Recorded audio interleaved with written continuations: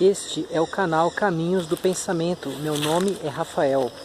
Há uns dias eu estava andando por este local e refletindo sobre a filosofia do alemão Hegel, que é um cara que merece comentários mais aprofundados aqui, em outros vídeos.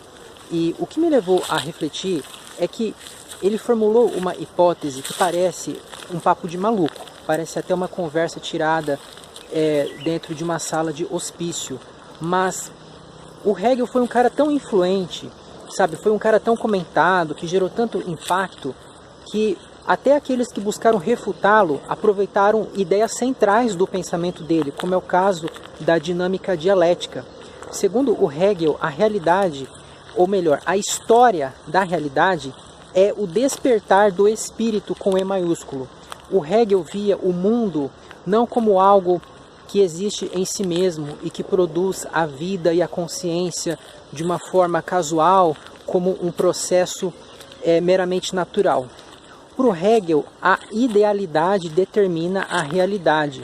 Segundo ele, a história, e particularmente a história da filosofia, é o relato do despertar da realidade, a realidade buscando a si mesma e encontrando-se consigo mesma através da consciência humana, e especialmente da consciência filosófica, quando o ser humano se dá conta de que ele é esse ser pensante, de que ele é esse ser concreto, o ser se encontraria nesse ato, né?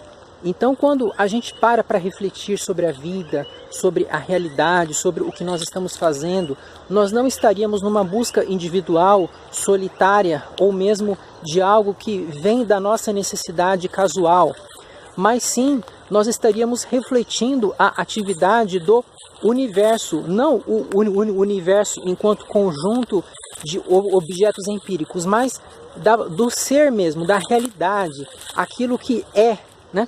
Porque o Hegel entendia que o espírito se desdobrava quando ele se duplicava. Ele citava até a frase do antigo pensador grego Heráclito de Éfeso: o diferenciando-se de si mesmo, encontra-se consigo próprio. Porque como tudo é o ser, como não existe nada fora da realidade, tudo o que é integra o ser, para ele se encontrar, ele precisa de um contraste, ele precisa de algo além de si próprio, para que ele possa se definir, né? E então é como se o ser se duplicasse.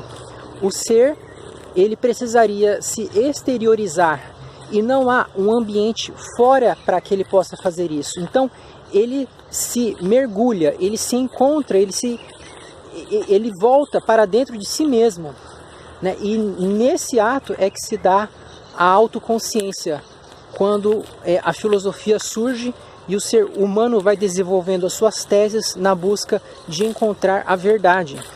E para o Hegel, todas as filosofias, por mais variadas que fossem, eram degraus ou etapas desse desenvolvimento gradual da consciência suprema, né? A consciência do ser se desvelando, seja através dos ensinamentos dos antigos gregos, seja através dos ensinamentos dos empiristas, seja dos ensinamentos dos racionalistas, né? Todos eles, o seu tempo e modo, estavam mostrando aspectos dessa realidade una e ao mesmo tempo multifacetada.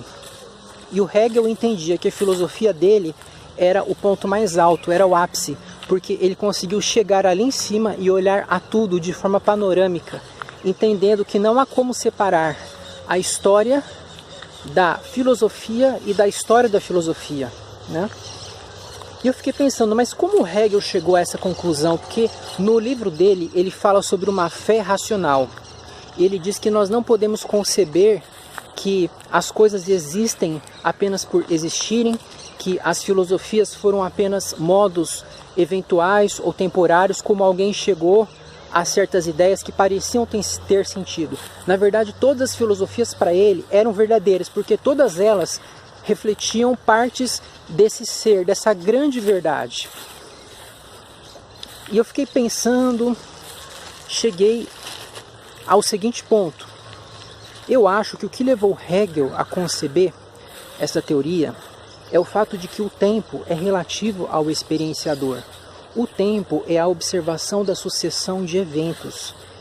E seres com percepções diferentes, com ritmos mentais diferentes, captam o mesmo evento de forma totalmente diferente entre si. Olha só, você já viu aquela discussão entre os criacionistas e os evolucionistas? Os criacionistas são as pessoas que dizem que todas as espécies foram criadas de forma instantânea por um ser supremo, em um ato milagroso, né? Que não empregou as leis naturais da biologia, da física, da química, não. Mas esse ser, usando a sua inteligência e o seu poder supremos, fez com que as espécies aparecessem. E mudanças, se ocorreram, foram sutis ao longo dos anos, de forma que uma espécie não gerou a outra. Já os evolucionistas dizem que as espécies são um fruto de um processo lento, gradual, natural, consistente em mutações genéticas que foram acontecendo e foram sendo transmitidas por se mostrarem vantajosas para a sobrevivência das espécies. De forma que, por exemplo, os anfíbios vieram de seres aquáticos, né? Que pouquinho a pouquinho foram se desenvolvendo até aprenderem a respirar fora da água. E o mesmo que se dá com relação aos mamíferos, né? Que vieram também dos anfíbios. E a espécie humana seria fruto desse processo. Nós teríamos nos originado de hominídeos, né? De seres ali similares aos macacos, que aprenderam a andar sobre os dois pés, né? Desenvolveram o cérebro, aprenderam a manusear os objetos ao seu redor, usando as articulações dos seus dedos de uma forma que outras espécies não conseguiram, e chegamos ao estágio atual. E é bem interessante ver as críticas que um grupo faz ao outro. A esmagadora maioria dos cientistas é criacionista, a esmagadora maioria é evolucionista, né? Mas você encontra alguns cientistas que apoiam o criacionismo, normalmente por razões religiosas, né? São cristãos, são islâmicos, e eles levam o livro deles ao pé da letra, o seu livro sagrado, que diz que o ser divino produziu as espécies de forma instantânea. Os criacionistas dizem que os evolucionistas ensinam algo absurdo, seja do ponto de vista científico, seja do ponto de vista lógico, porque para eles um peixe não tem potencialidade para gerar um anfíbio, que não tem potencialidade para gerar um mamífero, né? Então, assim, as espécies elas já têm limites genéticos que não permitem que haja uma mudança tão radical assim. Eles dizem que os evolucionistas ensinam mágica, né? Porque um peixe se transformando em réptil, que se transforma em hominídeo, que se transforma em um homem, para eles é mágica. Isso sim é uma bizarrice. E segundo eles, isso é algo que os evolucionistas fazem para tirar Deus do jogo, né? Para tirar Deus da própria pesquisa científica, para excluir o aspecto espiritual em favor de uma filosofia materialista. Já os evolucionistas dizem o contrário, que eles apenas se baseiam nas evidências e que os criacionistas é que não entendem o que eles estão dizendo, porque eles não dizem que um réptil deu origem a um mamífero, e sim que ao longo de milhões de anos houve algumas mudanças que cumulativamente deram origem a novas espécies. Isso não é uma coisa que a gente consegue observar em laboratório, porque o ser humano, se muito, né, ele passa um pouco além dos 100 anos de idade. Não tem como a gente observar esse processo evolutivo, até porque ele não é dirigido por uma inteligência. Ele é algo que vai se desenvolvendo conforme aquilo que se mostra melhor para a sobrevivência e o desenvolvimento das espécies. E os evolucionistas dizem que os criacionistas sim é que defendem a mágica, né? Porque os criacionistas dizem que o ser divino trouxe tudo à existência, mas eles não conseguem explicar como isso ocorreu. Porque como se trata de algo sobrenatural, de algo que não aproveita as leis da física, da química, da biologia, não teria como a gente definir isso, né? Não teria como a gente explicar e muito menos reproduzir, porque seria algo próprio desse ser supremo e, portanto, seria uma coisa inalcançável, que nós só poderíamos aceitar por fé, ao passo que o evolucionismo não. Por mais dificuldades que ele tenha, às vezes ele não consegue explicar alguma coisa muito bem, mas ele nos mostra mais ou menos como aquilo poderia ter acontecido de acordo com a realidade que nós temos ao nosso redor, né?